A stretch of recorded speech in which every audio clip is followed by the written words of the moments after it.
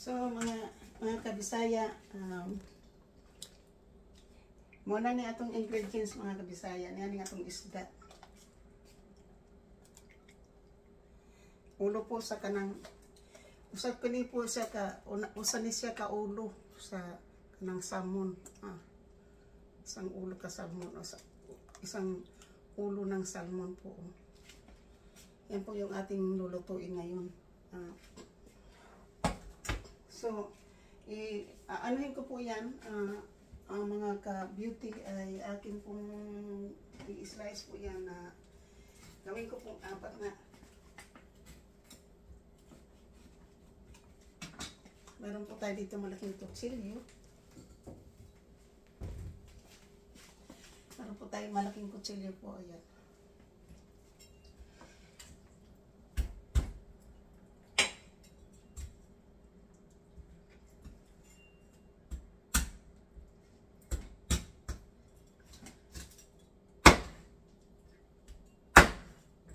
So, yan po yung gagawin po natin. Kasi malalaki po.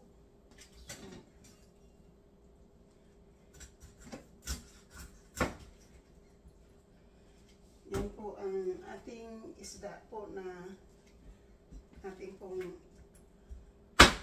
lutuin po yan ng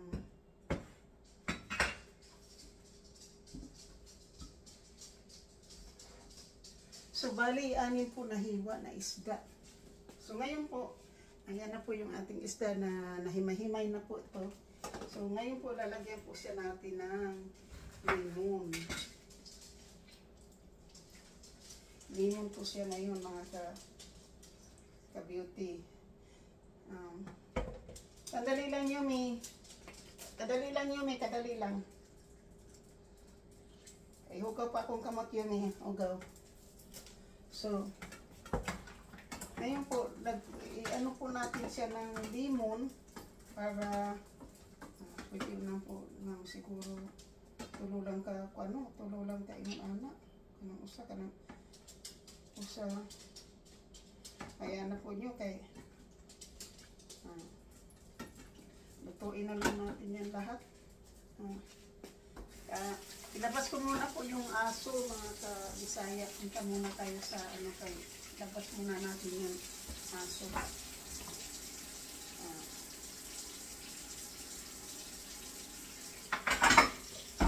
Ilagay muna natin ito dito. Paglabas muna natin po yung ating aso mga ka-beauty. Yan lang muna yung ating lugar. Kasi ilabas muna natin yung aso po. Palabasin ko muna yung aso. Saan yung si Yumi? O, come on Yumi.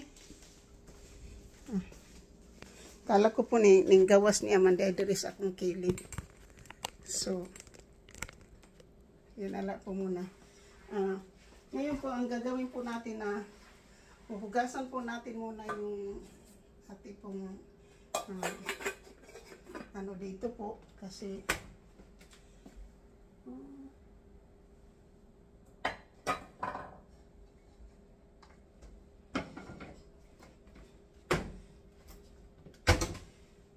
ayaw ko po yung pag magulo po ng kusina kapag nagluluto po tayo, kailangan ko pong hugasan po itong mga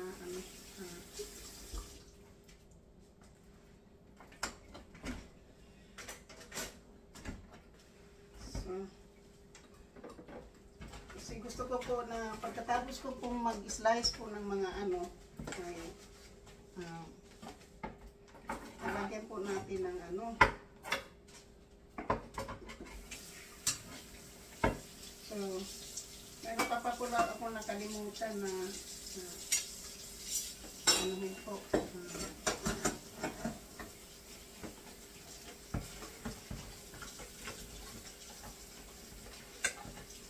ako nakalimutan na ihahalo ko po sa ating sabaw para po kasi ganyan po yung luto po ng mga Bisaya po ay lalagyan po ng gabi palagi ang mga gulay po para masarap ba para lami lami ang kuan po ang kanang lami ang sabaw.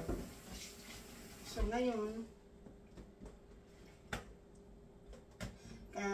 sa mga dito po sa Amerika, kapag kung gusto po nyo ha, yung kapag gumamit po kayo ng limon para po ma-sterilize po ang inyo pong kuan, disposal po ay yung lemon po, slicein po nyo ng maliit yung lemon. Tapos, yun po ang ilagay po nyo sa inyong sa dishwasher, ano po, sa dishwashing po nyo. Ilagay po nyo sa sa disposal po kasi maganda po yan sa disposal. Mga kabisaya. Kung mayroon lang po kayong disposal ha, dito sa Amerika, kung mayroon kayong disposal, yan po maganda yan, mabango po pag inilagay na ninyo sa sa inyong disposal.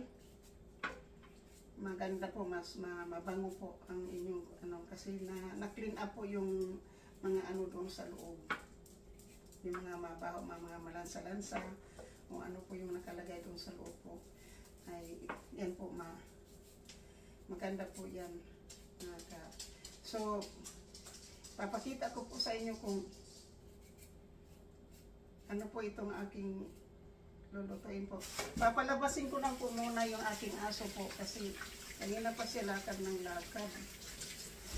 Ikaw lang po ha.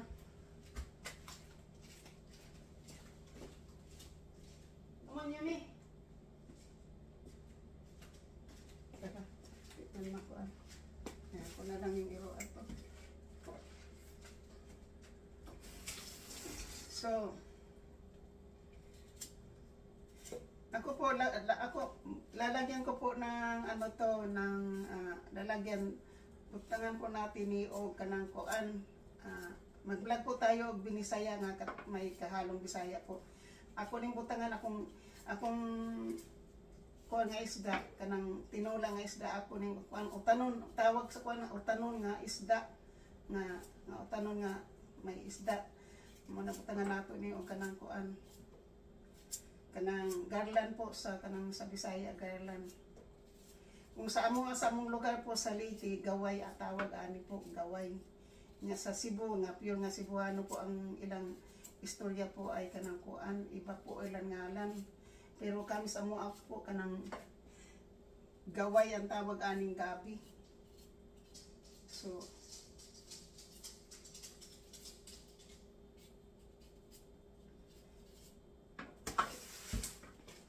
dali.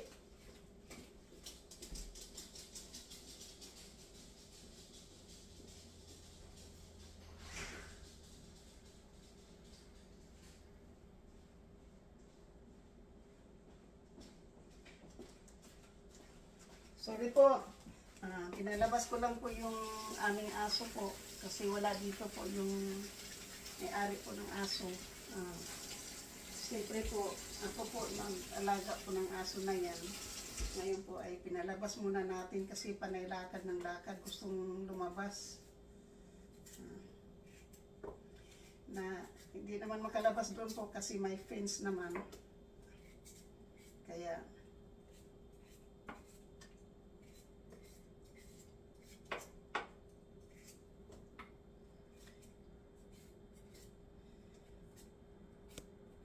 pagkatapos ko po dito ay ipapakita ko po sa inyo kung paano ko ito lutuin.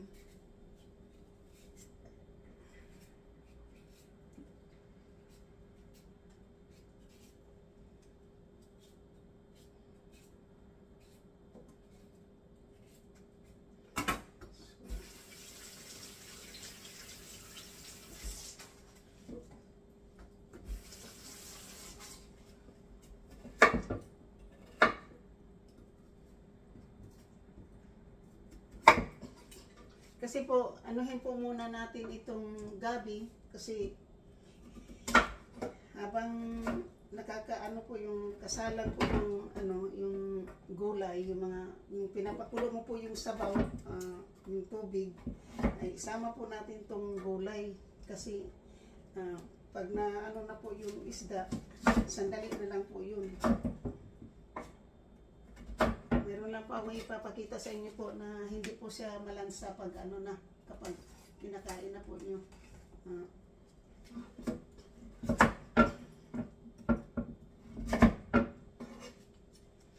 Ayan po. So,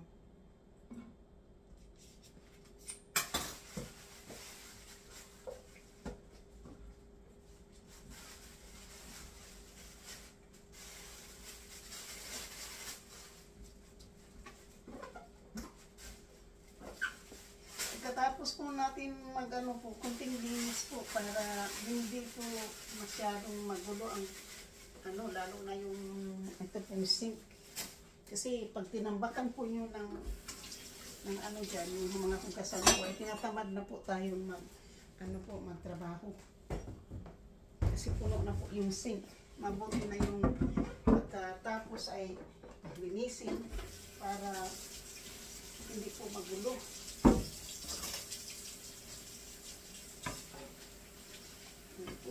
Yan po yung po dito. Yan po ang hobby ko po na kapag nagluluto po ako, pagkatapos po ng slice, ay diretso na po yan ilinis na po natin. Kasi yan po ay maganda tingnan po sa mata. So ngayon po, hugasan ko po muna para talagang na po, yung ready na tayo ilagay po yung ating So ngayon po, ipapakita ko po sa inyo naka-marinate na po yung ating isda. So ngayon po ay kukuha po ako ng mantika. Kuha po tayo ng ating gagamitin po. Habang pupunta po tayo dun sa kwarto ko ay dadalhin natin po itong ating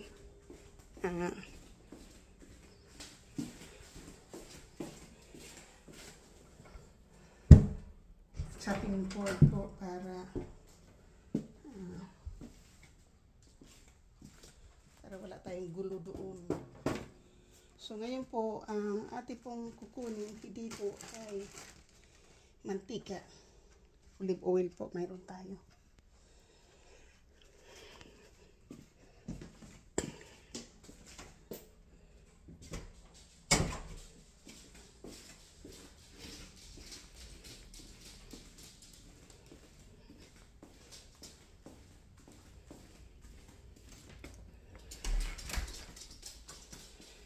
Nakapasok na po yung aming aso. Pumasok na. So, ngayon po, ang ating pong gagawin dito ay harap na naman natin po dito. Dito po. So, ngayon po yung gagawin po natin dyan ay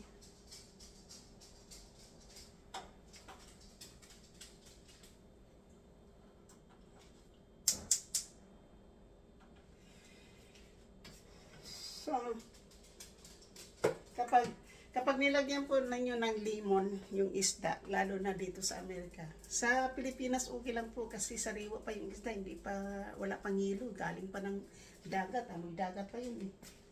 Kaya ang gagawin po muna natin dito mga ka-beauty ay init po tayo ng po.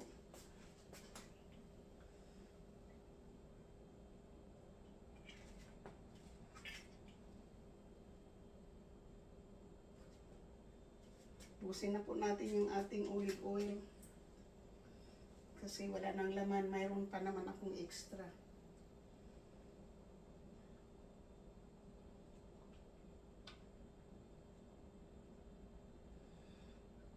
Ang ginagawa ko po dito, mga ka-beauty, ay pagkatapos ko pong anuhin yan, igigisa ko muna po yung isda, yung ko po muna. Pero, hindi ko po siya muna ilagay doon.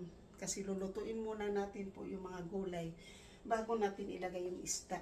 So ngayon po, yung ingredients ko po ng aking isda po na gagawin ko pong Bisaya po ito na isda po, ulo ng isda po. Kahit ako lang po mag-isa, hindi ko po magkakaya kainin niya sa isang araw po. So meron po tayong sibuyas, may luya po tayo, kamatis at saka gabi. Yun po yung ating luto po. At dahon po ng kamote. So yun po yung ating ingredients. At lagyan po natin ng string beans bago din po natin to igisa mamaya. So yan po. Kaunti na po yung string beans para mayroon po tayong kulay-kulay. So ngayon po ang gigisayin po natin muna yung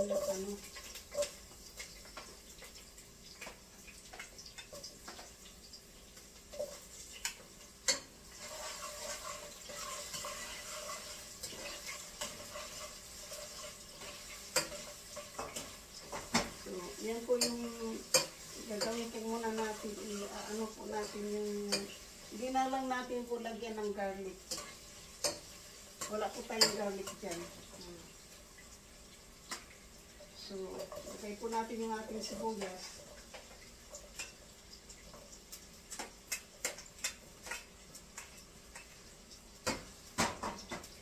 At huwag po natin kalimutan po ang lemon, ang importante sa isda pag nandito po tayo sa Amerika kasi talagang malansa po masyado. Ang luya po at saka yung lemon po ay isa po yan sa nagpapaalis po ng lansa.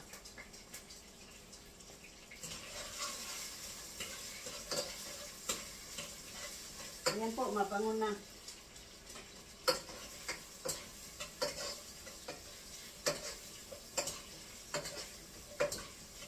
Mabango na po yung ating isda po, pagluluto po. Mabango.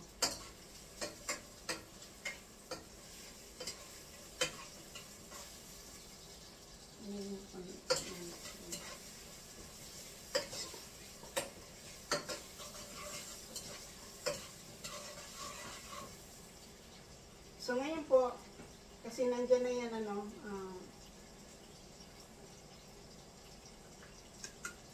ilagay ko muna po yung isda.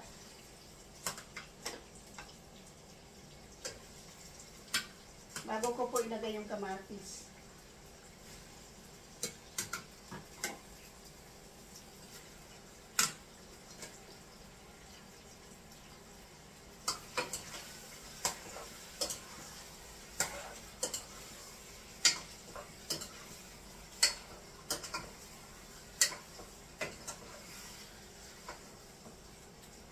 So, hindi po natin lutuin yan masyado. Mga ka-beauty.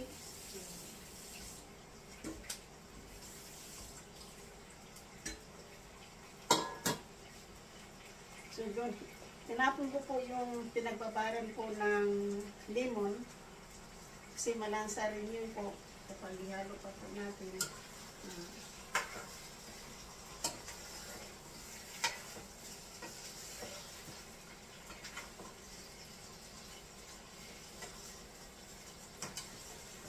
Kailangan ko lang pong ihalo dito sa sibuyas at saka ginger po yung isda. Tapos alisin po natin yan mga ka-Bisaya.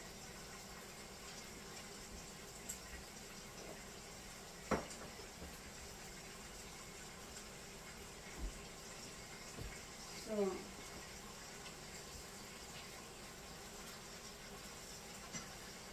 kapag na po ito, kasi nakakulo na po, kumulo na po siya.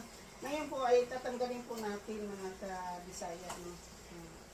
Tatanggalin po natin yan.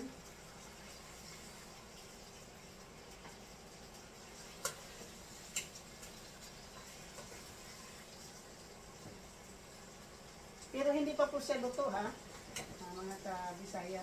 Tatanggalin natin yan siya para hindi po siya madurog po kapag natin yung ang nakalimutan Nalimutan ko po kahapon sili. Wala po tayong makukuha po daw ng sili na paisa-isa lang. So ngayon po, ibabalik na po natin, ano na po natin itong sibuyas. Kamatis po. Yan, ganyan.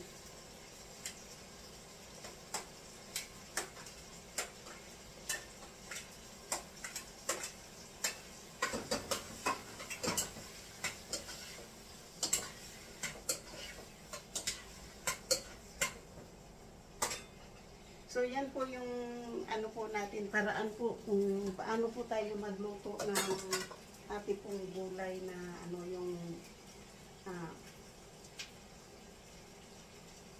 yung ating pong, hindi ko po ito masasabing ano po yung style na Bisaya po ito na pagka ano po Bisaya. Kanya po ato po ng butangan kay ang kami mga Bisaya po nilalagyan namin ng kamyas. Ang tawag po sa amin sa kamyas po ay iba. Wala naman po ditong kamyas. So ito na lang pong ilalagay ko. Kasi ang sa amin po sa Bisaya nilalagyan po namin ng dahon ng tamarindo para masarap din po yung dahon ng tamarindo at saka kamyas po ang masarap sa ganitong isda po. Wala po tayo doon mga kabisaya. Wala po tayong mga mabibili ditong kamyas po. So ngayon po, ilalagay ko po yung gabi.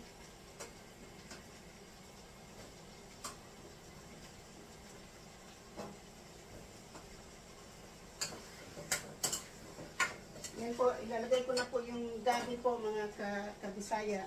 Ilalagay ko po yung gabi. So ngayon po, para hindi natin makalimutan yung ating string beans, ay ilagay po natin dito sa isda para hindi siya natin makalimutan mga ka-beauty. Bago natin po ilagay yung isda, ay ang string beans muna. Ngayon po, para ayaw ko na po ibalik itong string beans doon sa fridge, ay slicing ko rin po ito para gawin ko na lang kung gulay din. Kasi sayang mga kabisaya. Kasi kung iubos ko naman to sa sinigang, napakadami po. So ito po ay tutulayin po natin yan. Ito muna siya doon.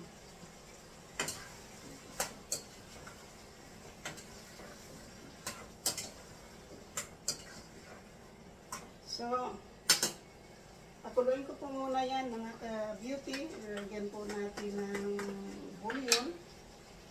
Chicken bouillon po. Hindi po madami kasi maalat na po yun. Isang kutsara lang po.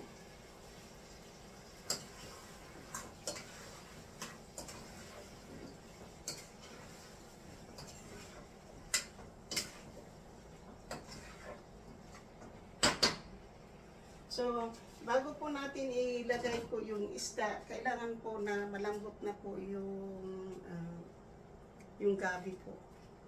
So, ngayon po, kasi nandoon na tapos na po yung pag-ano natin, dito na naman po tayo. Hugasan po natin yung ating gulay po.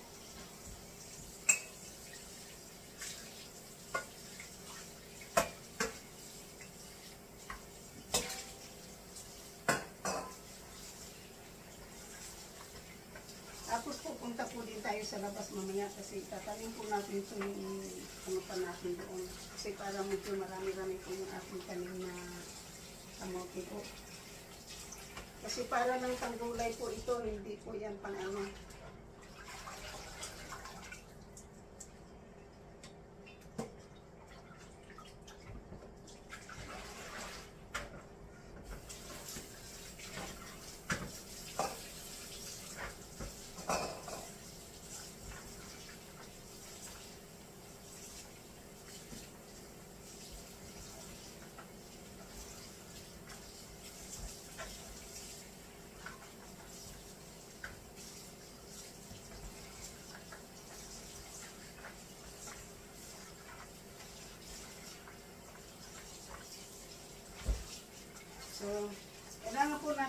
kinabukasan ng mabuti po yung ating gulay, mga ka-beauty. Kasi,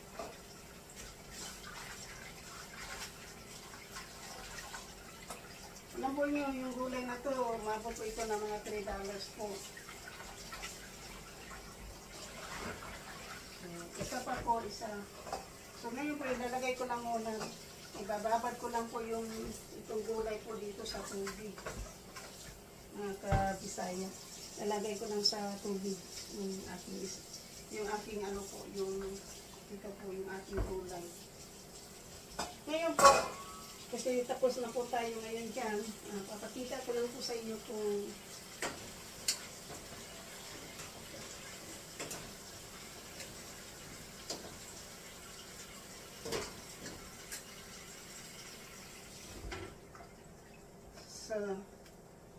lalagay ko lang po siya doon kasi ngayon po, ang gagawin po nyo kasi wala kaming disposal, i-scrub lang po natin yung lemon. Dito po, ganyan. Para makuha po din yung lansa. Kasi malansa po yung isda.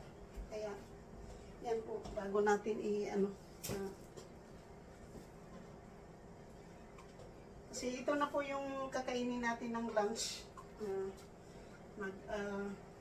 Masado na po alas 12. So, baka early lunch na po ito. Tapos, late dinner na po. Early dinner po, late lunch na. Yan po. Wala na tayong hugasan pagkatapos po, di ba? Kasi, malinis na po yung ating kapaligiran po.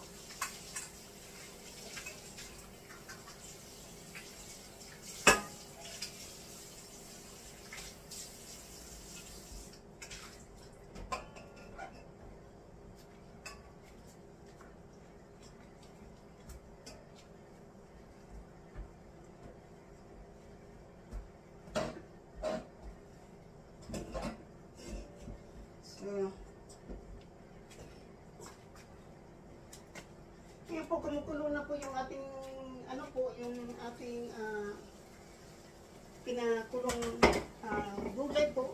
Yung mga kamatis, yung gabi, at saka lahat-lahat po na ingredients ay kumulo na po ito.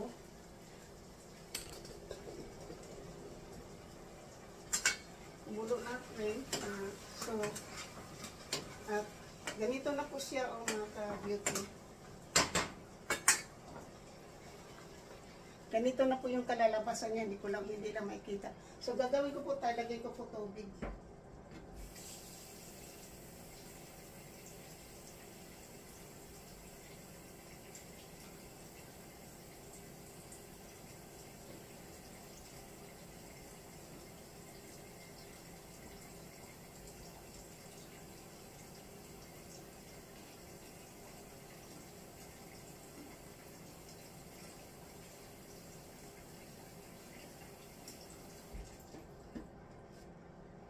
Ganito lang po kadami yung tubig ko po kasi yung mamaya pag ilagay na po yung isda at saka gulay po, mapuno na po yan. Kaya hindi po, ganito lang po. So ganito na po yung ang sabaw po niya ngayon, brown na po. So mamaya pagkakulo na po din yan, saka ko po ilagay yung saka ko na po ito ilagay kapag nakakulo na po.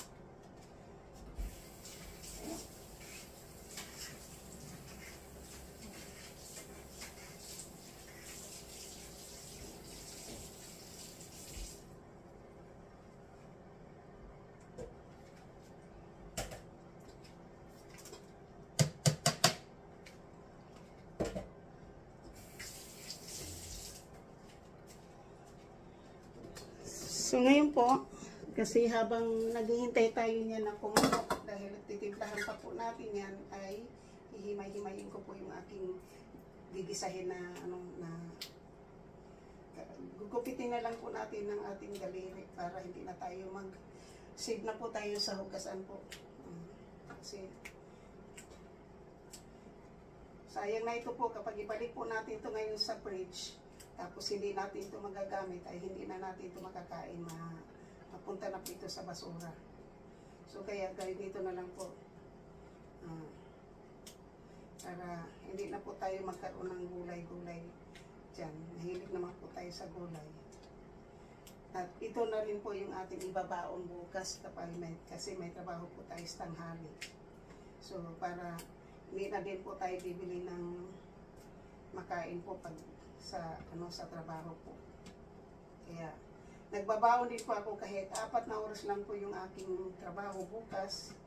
Lagi po ako nagbabaon kasi minsan po kasi nagsasabihin sa iyo na mag-stay hanggang closing. Kaya mayroon din tayong makakain po.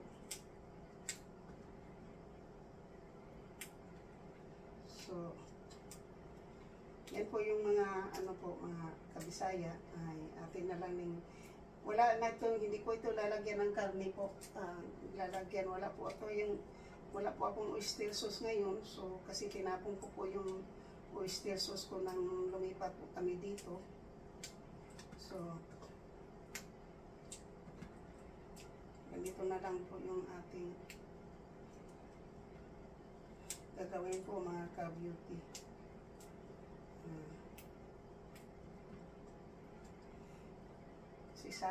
Sayang talaga kapag anuhin po natin ito, talagang sayang to kapag kasi hindi talaga ako bumibili po ng maraming ganito, kaya lang hindi mo maano po yung nakabalot na kasi po eh.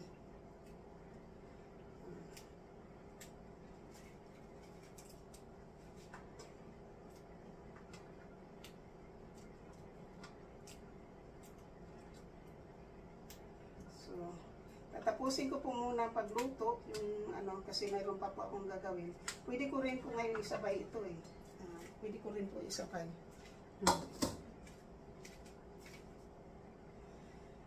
So, hanggang dito na lang po, mga ka-beauty. Mag-shout out muna ako sa aking mga idols. Kay Franstar, kay Giovanni, Crucia in Europe, kay Katano, Busninong, Kautoy, Bidogs, Panday, Consialando, Ermin Om, Miss Santos TV, sa inyong mag-asawa. Thank you so much sa inyong suporta.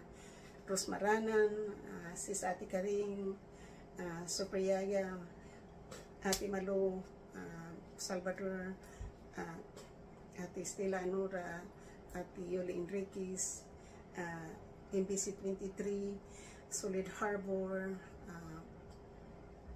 Kapayaso, Antonio T. Channel, Dani Barosa, Bidogs,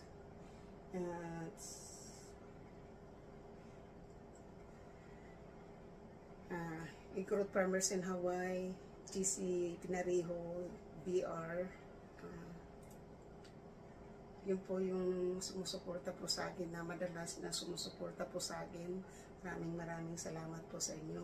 Lynn Katap, Herbal Buhay, Chelemex, Noriniri, Runaway. Sa lahat-lahat pong hindi ko po mababanggit kasi dami. Young Heart, Sandot, Team Sandot Vlog, YT, Team Kerin. So, sa lahat-lahat pong sumusuporta po sa akin, maraming salamat po. At hindi ko po kayo makakalimutan sa aking pong mga subscribers, sa aking mga new subscriber, sa aking mga supporters, sa mga OFW, mahal ko po kayong lahat. Sa mga Bisaya, sa mga gwapong Bisaya, daghan salamat sa inyong pagsuporta sa akong channel. Hinigugma po kamo. So, yan lang po sa lahat-lahat po. Hindi ko man po kayo ma-mention lahat, pero nandito po kayo sa akin. Sa mga Team Runaway, Team Sandot Vlog, Team Kapanday, Team Davao, Dani Barosa, Team Boreas, Busninong, Team Sandot Vlog, Young Heart, Team Ermi and Miss Santos, thank you. And most of all, sa aking Sower Team USA. Kasangga, Kalimbang Boy, so Planet Sower Katano, and Mupan Fitness. Thank you, thank you. So, lahat-lahat po kayo ay nandyan. Maraming salamat po sa inyong lahat. Sa Solid Harbor, at Weirdo Official, Tita O, Kapayaso. Maraming salamat sa inyo dyan sa Bukana. Thanks.